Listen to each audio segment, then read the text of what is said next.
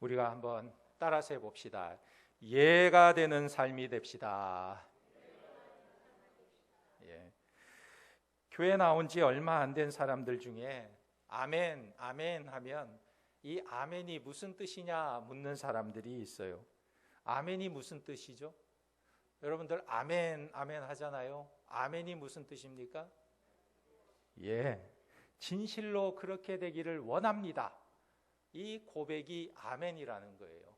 진실로 그 말씀대로 그렇게 되기를 원합니다. 진실로 그렇게 되기를 원합니다. 이 말을 아멘, 아멘 하는 거예요. 그래서 구약 성경에 보면 축복과 저주의 선언을 하면 백성들은 뭐라고 대답했냐면 아멘, 아멘 했다는 거예요. 축복의 말씀에만 아멘한 게 아니고 이렇게 못하면, 이렇게 안 살면 저주를 받을 것이다. 그래도 아멘, 아멘 했다는 거예요. 그러니까 성도들은 진실로 그렇게 되기를 원하는 마음으로 하나님께 아멘하는 삶을 살아야 하는 것입니다. 오늘 바울의 말을 들어보면 17절에 이런 말을 합니다. 어떤 일을 할 때나 계획할 때 자기 뜻을 쫓아서 예와 아니오를 결정했느냐? 그렇지 않다는 거예요. 어떤 일을 결정할 때, 어떤 일을 계획할 때 자기 뜻으로 한 적이 없었다는 거예요. 내 뜻을 위해서 예라고 하거나 내 뜻을 이루기 위해서 아니오라는 말을 하지 않았다는 거예요. 17절에 이렇게 계획할 때에 어찌 경솔히 하였으리요 혹 계획하기를 육체를 따라 계획하여 예하면서 아니라 하는 일이 내게 있겠느냐 그랬어요. 자신의 생각이나 자기의 계획 때문에 예나 아니오를 말하지 않고 하나님의 뜻과 인도하심에 따라서 언제나 하나님의 뜻에 예라고 대답했다는 거예요. 그런데 이것은 하나님의 아들 예수 그리스도에게도 마찬가지입니다. 19절에 보면 너희 가운데 전파된 하나님의 아들 예수 그리스도는 예하고 아니라함이 되지 아니하셨으니 그에게는 예만 되었느니라 그랬어요. 우리 예수님도 예만 하셨다. 아니라고 한 적이 없고 예만 하셨다 말하고 있습니다. 그런데 여기서 문제점이 뭐냐면 그러면 우리가 볼 때 사도 바울과 예수님은 거절의 자유가 없었는가? 거절의 자유를 하나님이 주시지 않았는가? 성도는 무조건 무엇이나 예라고 말하는 예스맨이 되어야 하는가? 이런 생각을 하게 됩니다. 그렇지 않습니다. 여기서 지금 예라고 말했다는 것은 무엇에 예라고 대답했느냐가 중요한 거예요. 바울도 무엇에 예라고 대답했고 예수님도 무엇에 예라는 대답을 했느냐? 그 내용이 뭐냐면 하나님의 미쁘심에 대한 문제, 하나님의 미쁘심에 대해서 언제나 예라고 대답했다는 거예요. 하나님의 미쁘심이 무엇입니까? 하나님은 신실하시다는 거예요. 하나님은 변치 않는 분이십니다. 그 부분에 대해서 항상 예라고 대답할 수밖에 없다는 것입니다. 그러니까 우리가 무엇에 대해서 아멘하는 삶을 살아야 합니까? 언약의 말씀을 이루어 주심에 대해서 언제나 우리는 예라고 대답할 수 있어야 하는 것입니다. 20절 말씀에 보면 하나님의 약속은 얼마든지 그리스도 안에서 예가 되니 그런즉 그로 말미암아 우리가 아멘하여 하나님께 영광을 돌리게 되느니라 그랬습니다. 무엇입니까? 하나님의 말씀은 과연 믿을 만한가? 하나님의 말씀이요. 여러분 요약하면 구약이에요. Old Testament, 신약, New Testament. 약속이라는 거예요. 옛날 약속, 그리고 새로운 약속. 그런데 옛날 약속을 가만히 보면 옛날 약속이 창세기부터 말라기까지 하나도 그대로 이루어지지 않은 것이 없어요. 하나님이 약속하신 바가 다 그대로 이루어진 것입니다. 그러면 이제 신약이 남아 있어요. 신약의 약속도 그 말씀대로 그대로 다 이루어지게 된다는 거예요. 그러니까 하나님께서 언약의 말씀을 이루어 주심에 대해서 우리가 아멘 하는 것입니다. 예라고 말하는 거예요. 그래서 20절에 하나님의 약속은 얼마든지 그리스도 안에서 예가 되니 그런즉 그로 말미암아 우리가 아멘하여 하나님께 영광을 돌리게 되느니라 그랬습니다. 그러니까 하나님의 말씀이 신뢰할 만하냐? 신뢰할 만하다. 그 증거가 뭐냐? 그 증거가 바로 예수 그리스도라는 거예요.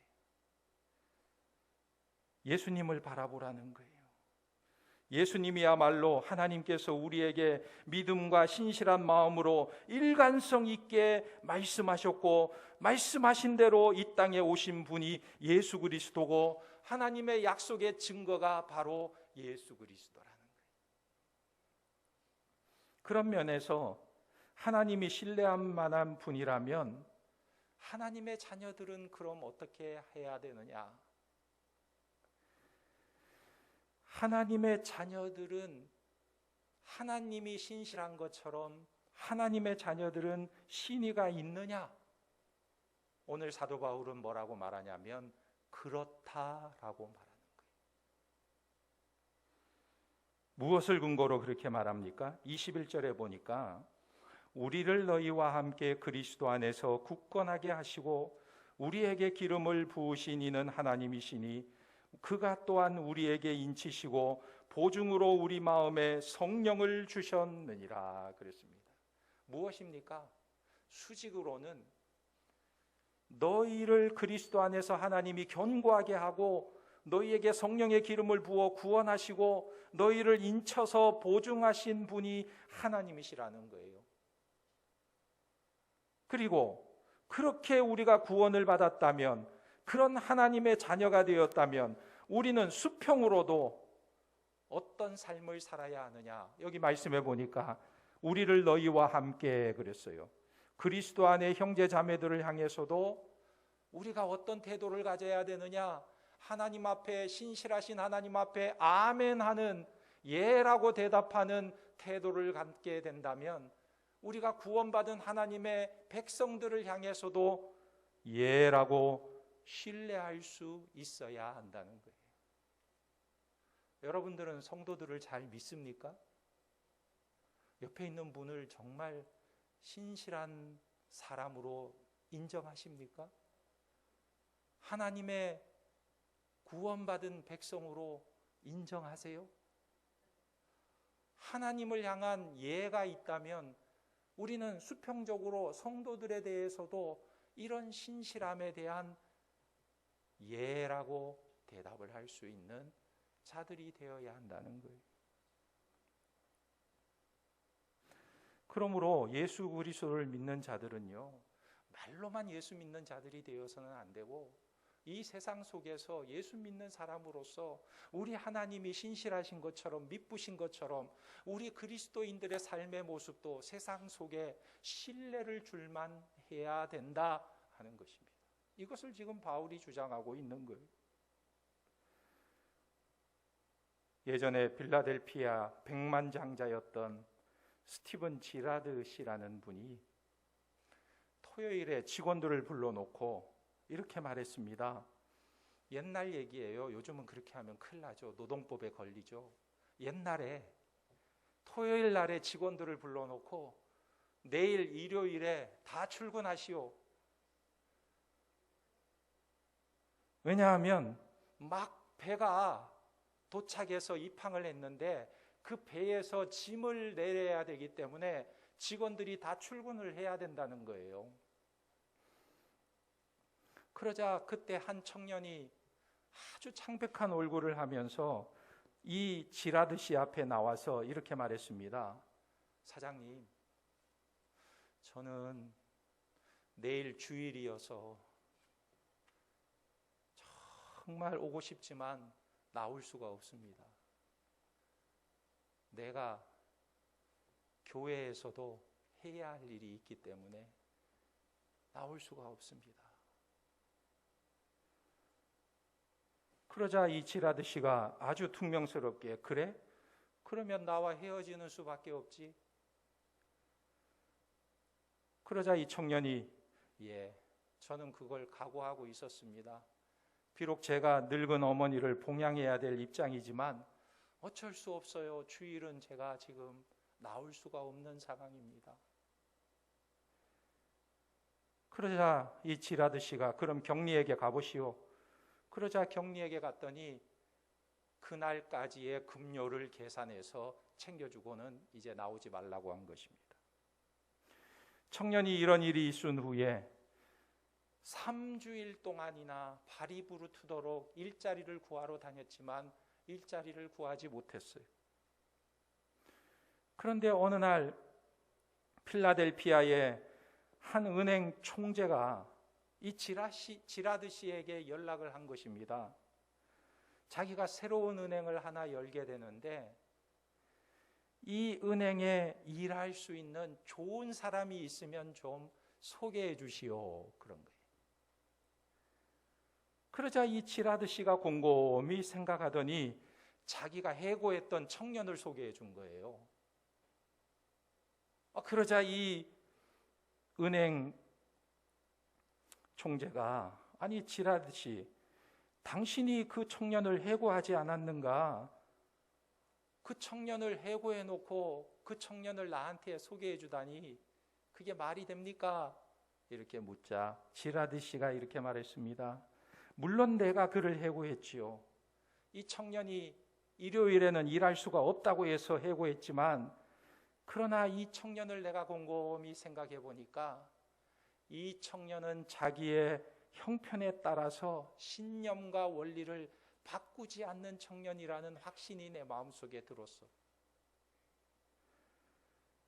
새 은행의 돈을 믿고 맡길 수 있는 사람이라면 이런 사람을 써야 되지 않겠소?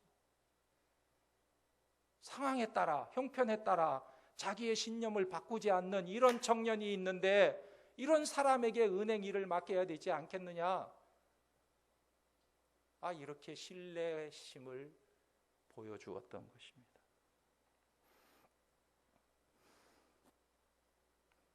결국 이 청년은요, 지라드 씨의 소개로 그 친구의 은행에 발탁되어서 좋은 자리에서 근무할 수 있게 길이 열리게 된 것입니다. 여러분, 오늘 우리도 하나님의 은혜에 대해서 그 변함없으신 성품을 신뢰함으로 나도 신실하게, 나도 일관성 있게 살겠습니다, 이런 의지가 담긴 아멘이 우리에게 필요한 것입니다. 바울은 그것을 이야기하고 있어요. 그리고 두 번째로 우리가 무엇에 대해서 아멘해야 되는가? 성령의 기름 부음과 보증에 대해서 우리는 아멘이라고 고백할 수가 있는 것입니다.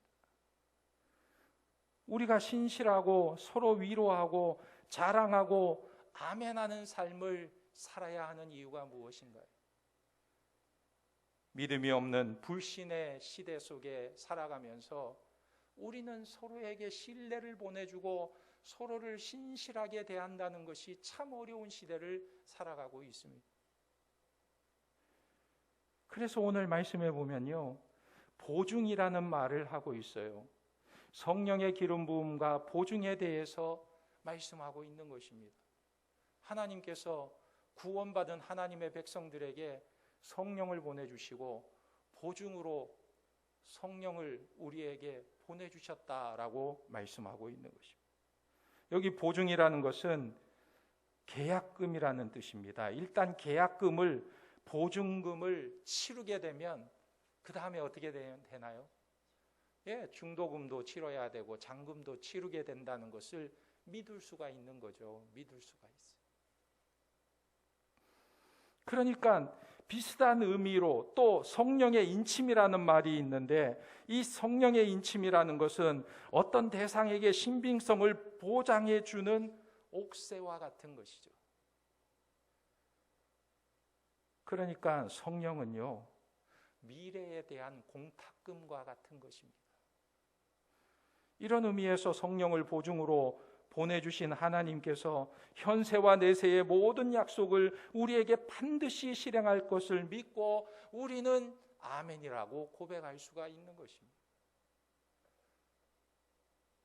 인간이 얼마나 연약한지 몰라요. 우리 인간은 정말 이 만물의 영장이지만 육체적으로 볼 때에는 참 연약한 존재예요. 옛날에 어느 농촌에서요, 소가 밭을 갈던 시대입니다. 그런데 이 소가요, 만삭이 됐어요. 그렇다고 해서 쉬게 놔둘 수가 없는 게 일할 게 있으니까 농부가 할 수 없이 만삭이 되었지만 쉬게 내버려 두지 못하고 이 소를 끌고 밭으로 가서 일을 시켰는데, 그런데 이 소가 만삭이 된 채로 나가서 일하다가 그만 들에 나가서 새끼를 낳게 된 거예요. 새끼를 낳았어요. 그런데 놀라운 것은요, 이 소는 산파도 없고 아무런 시설도 도구도 없는데 자기 혼자 새끼를 낳고 그 새끼가 태어나자마자 벌떡 일어나가지고 어미를 따라서 졸졸졸 집으로 오는 거예요.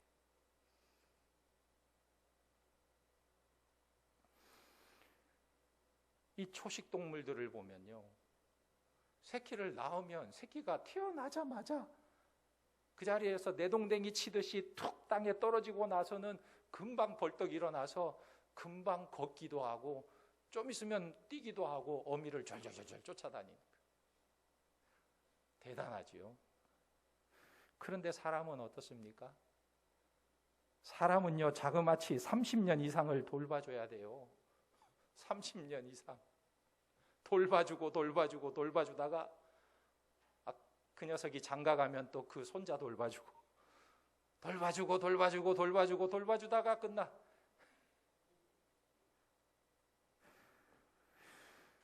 이것이 인생인 거죠.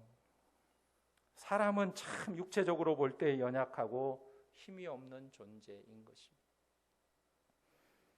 그런데 이처럼 육체라는 외형은 너무나 보잘것이 없어요.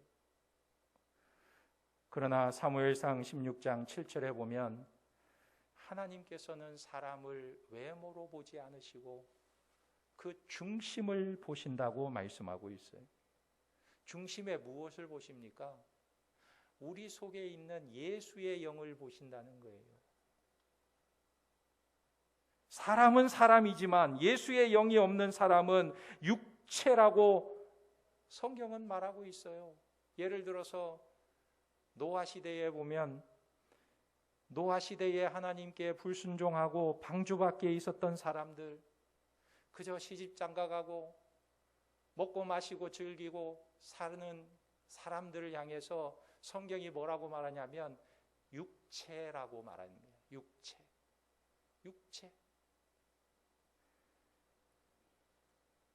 그러나 18년 동안 예수님 당시에 귀신 들려 앓으면서 꼬부라져서 허리도 펴지 못하는 여인이 하나 있었는데 예수님께서 이 여인을 보시고 이 여인 속의 속사람을 보고 나서 뭐라고 말씀하시냐면 이 사람도 아브라함의 자손이다 말했어요.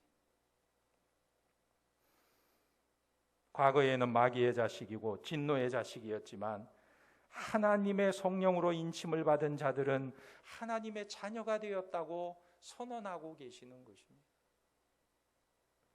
그러므로 양자로 부름을 받은 우리는 주 안에서 아멘하고 순종해야 하는 것입니다. 그러면 어떻게 아멘의 삶을 살 수 있느냐? 여기서 우리가 바울이 말하는 핵심을 발견할 수 있는 거예요. 어떻게 우리가 아멘의 삶을 살 수 있느냐? 첫째는요, 자기의 영광을 구하지 말아야 돼요. 나의 영광을 구하지 말아야 돼요. 하나님의 종이 되어야 한다는 말입니다. 하나님의 영광을 구하는 자가 되어야 한다는 거예요. 성 프란시스의 제자가 하루는 깊이 기도하다가 환상을 보았습니다. 그런데 높은 자리에 빛나는 보좌가 있는데 그 보좌에 아무도 앉아 있지 않는 거예요. 그래서 그 자리는 누구의 자리입니까? 하고 물으니까 내가 가장 사랑하고 아끼는 성 프란시스의 자리다 하는 음성이 들려온 거예요. 그래서 이 제자가 마음속에 질투가 났습니다. 그래서 그 선생님을 찾아가서 물었어요. 선생님은 자신이 어떤 사람이라고 생각합니까? 이렇게 물으니까 이 프란시스가 이렇게 말해요. 나는 이 세상에서 제일 악한 자라고 생각하네. 아니, 하늘에 빛나고 높은 보좌에 이 성 프란시스가 앉을 자리가 있는 것을 보았는데 자기 선생에게 자기가 물어보았더니 나는 이 세상에서 가장 악한 자라고 생각하네. 그렇게 말하는 거예요. 그래서 제자가 이 선생님같이 훌륭하신 분이 그럴 리가 있겠습니까? 이렇게 반문하자 프란시스가 이렇게 대답했습니다. 자네가 나를 몰라서 그러네. 나는 세상에서 어느 누구보다도 받은 바 은혜가 많은데 나는 그 은혜를 보답하지 못하고 살아가고 있네. 만약에 내가 받은 이 은혜를 다른 사람이 받았다면 그 사람은 나보다 더 많은 하나님의 소원을 이루어드리고 하나님의 영광을 위해 크게 일을 했을 텐데. 이렇게 말하는 거예요. 나는 그렇게 하지 못하였으니 나 같은 악한 사람이 어디 있겠느냐. 이렇게 말해주는 거예요. 여러분, 받은 은혜, 하나님께로부터 받은 은혜에 내가 보답하는 삶을 살지 못하고 있다고 고백하는 이 프란시스의 겸손한 모습을 제자가 보면서 야, 하나님께서 이 프란시스를 위해서 저렇게 좋은 자리를 열어놓고 계시는구나 생각을 했을 거예요. 우리가 사회가 신뢰받는 사람이 없다는 것은 사회적인 문제라고 우리는 생각하기 쉽습니다. 왜 그렇습니까? 모두가 다 자기의 영광을 구하기 때문에. 자기의 영광을 구하는 삶을 살기 때문에. 오늘 바울을 보면요, 고린도에서 자기와 관련된 문제가 생기니까 사도 바울도요, 어떻게 해결하려고 했냐면 친히 자기가 가서 그 문제를 해결하고자 했습니다. 자기에 관련된 문제가 일어나니까 자기가 친히 가서 그 문제를 해결하고 싶은 거예요. 그런데 하나님께서 막으셨습니다. 하나님의 뜻은 자기가 가서 자기 문제를 해결하는 게 아니고 하나님께 맡기기를 원하셨던 거예요. 그래서 자기가 가지 않으면 갈등이 생길 건데 이 바울에게도 갈등이 생겼어요. 사람들이 내가 가지 않음을 인하여 비난하는 것을 내가 감수할 수 있겠는가? 걱정도 했습니다. 그러나 바울은요, 아멘할 수 있는 능력을 예수님의 인격에다가 연결시키고 있는 것입니다. 그가 고린도에 가지 않은 것이 당장에는 사람의 눈에 어떻게 보이냐면 변덕으로 보이지만 그러나 결국은 하나님의 뜻에 순종하고 아멘함으로 이 모든 문제가 하나님의 뜻 가운데서 해결되고 오히려 하나님의 신실하심이 고린도 교회에 드러난 것을 보게 되는 것입니다. 그래서 바울은요, 자기가 달려가서 해결하려고 하지 않았음에도 불구하고 그 문제가 하나님의 뜻 가운데 해결되는 것을 바라보면서 하나님의 신실하심을 찬양하고 있는 거예요. 그러므로 우리가 예수 안에서 자기의 영광을 구하지 않고 하나님의 영광을 구하는 삶을 살 때, 그리고 하나님의 뜻에 아멘함으로 살아가면서 하답할 때 우리는요, 신뢰받는 성도들이 될 줄 믿습니다. 우리의 삶에 늘 하나님의 뜻이 이루어지고 하나님의 영광이 나타나는 하나님의 백성들이 되시기를 예수님의 이름으로 축원합니다. 아멘. 기도하겠습니다. 하나님께서는 그 약속에 대해서 신실하시고 하신 말씀에 대해서 모두 이해가 된 것처럼 오늘 우리도 하나님의 자녀로서 이 땅에서 말과 행동에 신실한 자가 되어서 하나님의 영광을 나타내고 하나님의 백성다운 모습을 나타낼 수 있도록 은혜를 베풀어 주시옵소서. 예수님의 이름으로 기도하옵나이다. 아멘.